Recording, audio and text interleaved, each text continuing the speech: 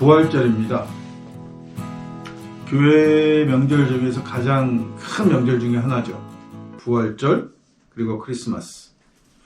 그래서 부활절에는 교회를 가면 지금도 그렇지만 삶은 달걀을 줬어요.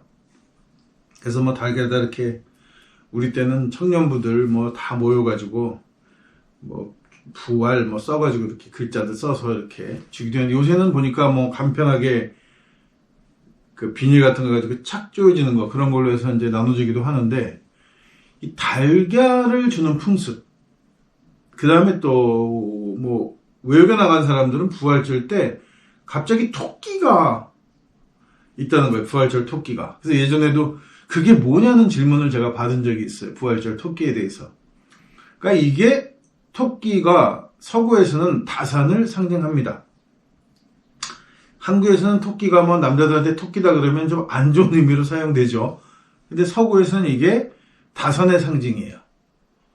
그래서 이 이교도 풍습이라는 거죠.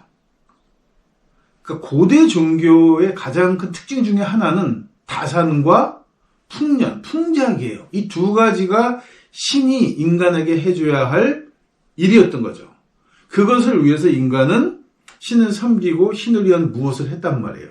그러니까 어떻게 보면 일방적이지 않아요. 종교라는 것은 give and take죠. 인간은 신을 섬기고 그 대가로 신은 인간들에게 풍요와 다산을 약속했던 거예요. 그 상징 중에 하나가 바로 토끼인 거예요. 그리고 달걀도 얼추 비슷한 의미를 가지고 서구에서 많이 유행을 했어요. 이 부활절 때. 그리고 이제 달걀에 빨간색 칠을 해가지고 예수 그리스도의 피 이런 걸 상징하면서 일종의 그 성물 형태로 자리를 잡은 거죠. 성물이 아니면서도.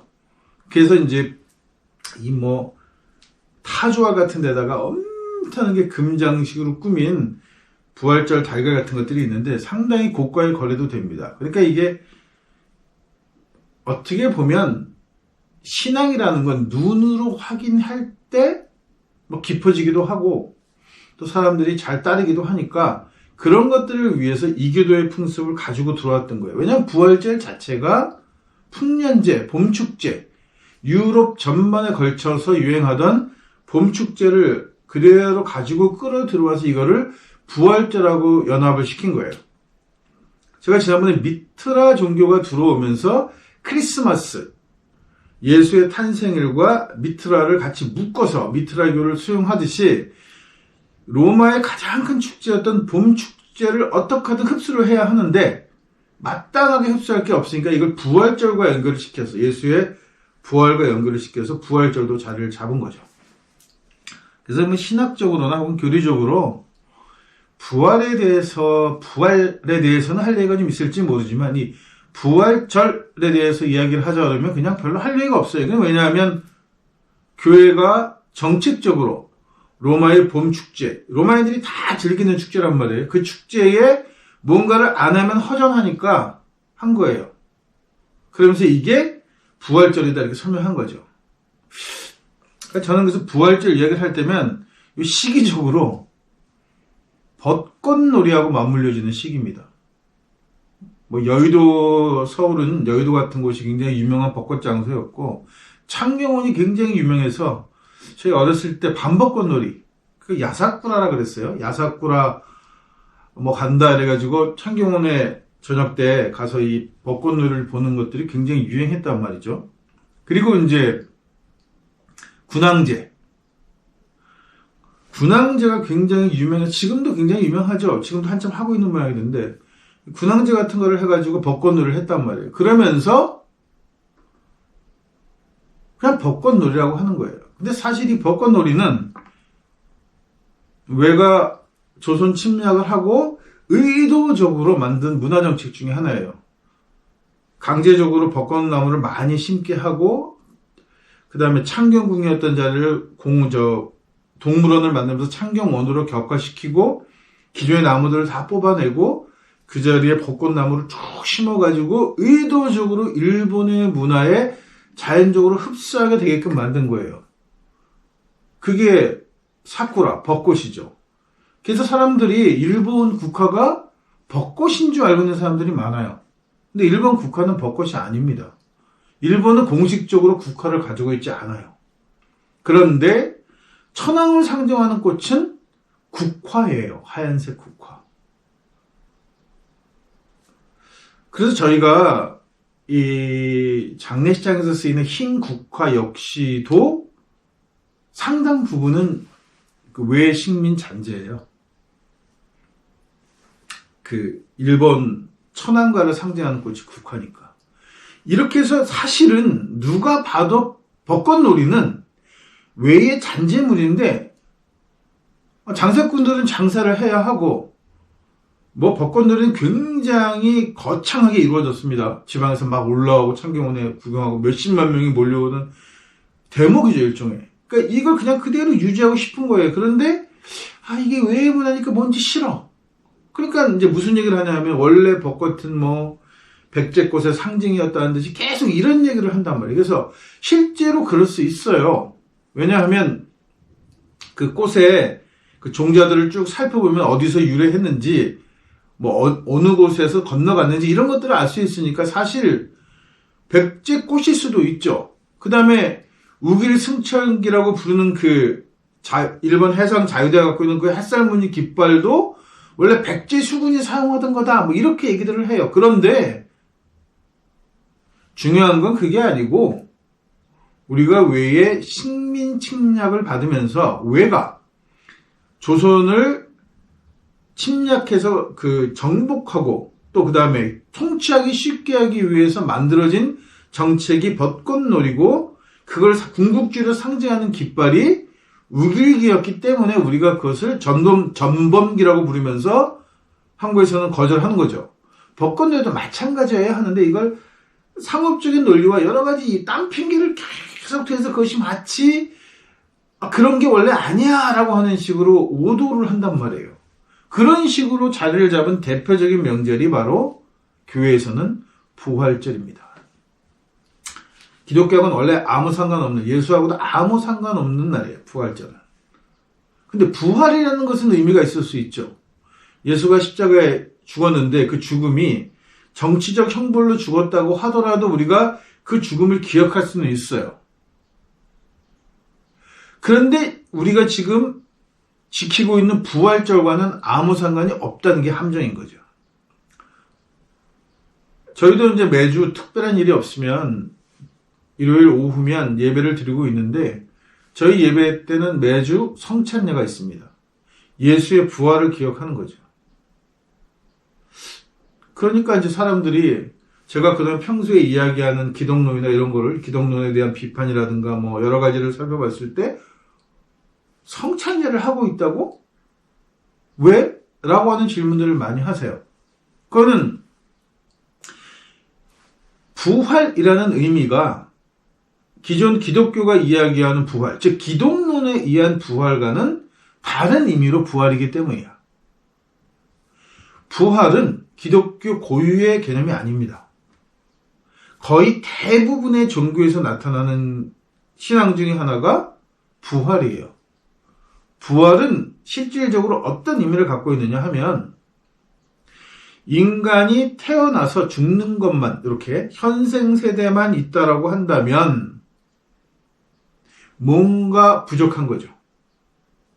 그 부족한 것들이 뭐냐 하면 첫 번째로는 나를 낳아준 뭐 부모라든가 조사님들이 있는데 이 관계를 그냥 단지 태어나고 이것으로 끝낸다?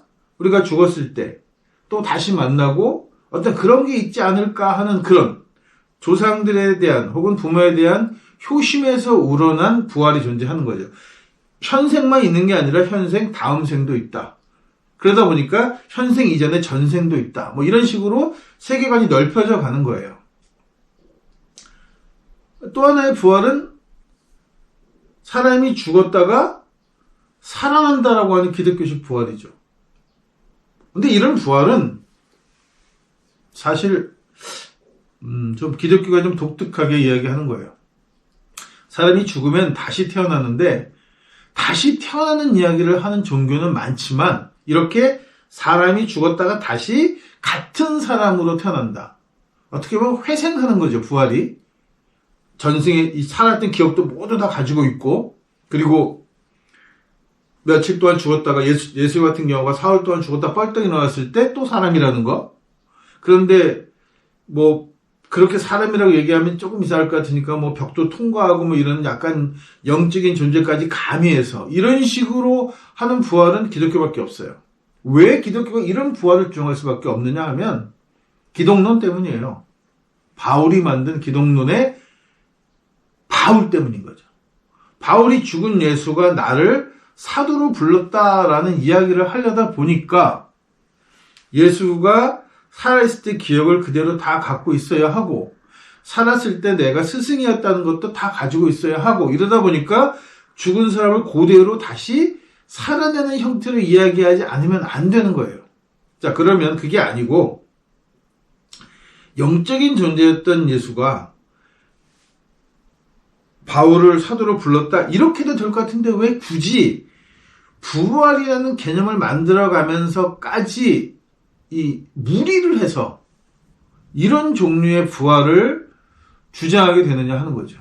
왜냐하면 타 종교와 구별하기 위해서고 일회성으로 만들기 위해서인 거예요. 바울은 분명하게 죽은 예수가 살아났다고 하는, 부활했다고 하는 개념을 가지고 내가 사도가 되어서 그걸로 사도성을 주장하면서 꾸준히 교회에서 자기 세력을 넓혔단 말이죠. 정치적 기반 밑에 뭐가 있냐면 죽은 예수가 나를 사도로 불렀다는 사도성에 있었단 말이에요. 근데 문제는 뭐냐? 이러다 보니까 이 예수가 지속적으로 그 다음번에도 계속해서 사도를 부를 수 있는 가능성이 열려버리는 거죠. 그러니까 황급하게 이걸 수습을 합니다. 바울 한 번 사건으로 끝나고 예수를 그냥 신을 만들어서 야훼 옆에다 두고, 그 다음에 이제부터는 성령이 이렇게 내려와서 마치 그게 예수의 명령을 수행하는 모인 것처럼, 천사쯤 되는 것처럼 설명을 했단 말이에요. 그래서 사람들 머릿속에 다 그렇게 인식이 된 거예요. 아, 예수가 이제 신이 됐으니까, 하나님과 동등한 신이 됐기 때문에 더 이상은 이제 인간하고 직접 소통하지 않고 천사를, 그래서 이거 성령이라고 부르는 존재를 내려보내서 이렇게 활동을 하는구나. 이렇게 자리를 잡아갈 즈음에 콘스탄틴이 단독 황제가 되면서 이것도 하나를 묶어야겠다. 왜냐하면 성령이 또 누군가를 지목할 수 있을 수 있어. 그러니까 콘스탄틴은 뭐였냐면 대부분 황제가 될 때 하늘에 계시가 있어요. 그냥 아들이라고 무조건 황제의 아들이라고 무조건 황제가 되는 것도 아니고, 아들들이 많으니까, 더군다나 서양 같은 건 무조건 장남이 되는 것도 아니니까 뭔가 신의 선택이 필요해. 그래서 신이 선택할 때마다 새로운 황제가 나타나니까 콘스탄틴 당시에는 황제가 4명이나 있었던 거예요. 서로 믿는 신들이 달라. 그러니까 자기네들 믿는 주신에 따라서 그 주신이 나를 황제로 선택해서 이러면 할 말이 없어지니까 이걸 다 통폐합시켜버리고 오로지 한 명의 신이 한 명의 황제만을 임명하도록 해야 하는데, 이 성령이 다른 이야기를 할 수 있는 가능성이 보여요. 그래서 하나를 묶습니다. 삼위일체가 되는 거죠. 이러니까 발끈하는 거예요. 왜? 지금도 로마 정교회, 그리스 정교회죠. 정교회 쪽은 하나 야훼, 예수 이렇게 같은 동급으로 보는데 성령은 한 단계 낮은 것으로 보는 거예요. 왜냐하면 그런 식으로 쭉 통용돼 왔기 때문이에요. 왜? 바울과 같은 일이 반복되지 않게 하기 위해서. 그러니까 교회를 유지했던 세력들은 한 가지 사실은 분명했던 거예요. 바울이 사기꾼은 분명한데 얘가 너무 새를 많이 불렸어. 그리고 바울을 추종하는 사람들도 많아. 이러다 보니까 이 바울 패거리들을 쉽게 교회에서 떨쳐내지 못하게 된 상황이 됐으니까, 아, 이거 그냥 한 번으로 끝내야겠다. 같은 일이 또 벌어져서 또 다른 패거리, 또 다른 패거리, 또 다른 패거리가 계속 들어와서 교회를 분탕질하지 않도록 하기 위해서는 방법은 없어. 일회성 사건으로 묶고, 바울의 사건은 인정 안 할 수는 없으니까 인정하긴 하는데 앞으로 다시는 일어날 수 없는 상황으로 묶어버리면, 그러면 이제 더 이상의 사도가 나타날 수는 없는 거죠. 그러면서 결국은 예수의 죽음과 부활도 일회성 사건이 되고 맙니다. 그러니까 그러다 보니까 부활이라는 게 죽은 사람이 살아나는 것, 즉 나사로 이야기 같은 거죠. 죽은 나사를 보고 일어나라니까 뭐 죽었던 송장 냄새 풀풀 풍기면서 걸어 나왔다는 식의 동화가 될 수밖에 없는 거예요, 부활이. 민들레 대학교회는 그런 의미로 부활을 이해하지 않습니다. 부활은 내 삶을 돌이켜보고 잘못된 나를 죽었다라고 표현을 하고 또 나를 통해서 새롭게 또 올바르게 살아야 하는 나를 다시 살려내는 것.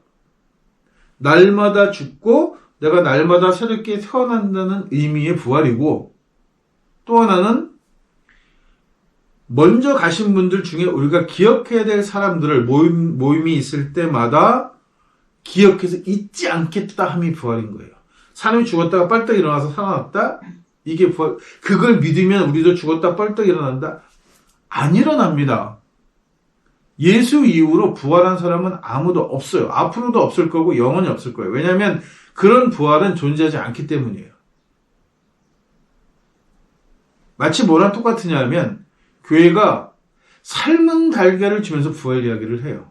그냥 유정란을 주면 집에 가져가서 어찌 잘하면 병아리가 깨어날 수 있겠죠. 근데 삶은 달걀을 주면서 이 달걀에서 무슨 생명이 태어나겠어요? 마찬가지입니다. 부활절에 믿는 예수, 기독론으로 만든 예수는 살아나지 않아요. 마치 삶은 달걀과 마찬가지이기 때문입니다.